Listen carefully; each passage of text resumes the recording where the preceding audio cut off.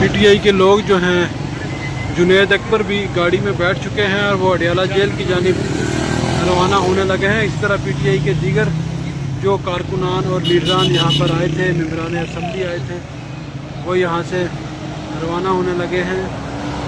वो अडियाला जेल की जानिब जाएंगे।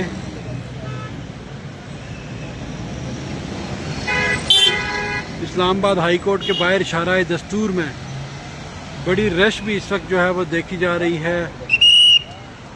जो दूसरी गाड़ियां हैं आम मुसाफिरों की, उनको बड़ी मुश्किलात का सामना है। ट्रैफिक पुलिस की गाड़ी से मुसलसल ऐलानात भी किए जा रहे हैं।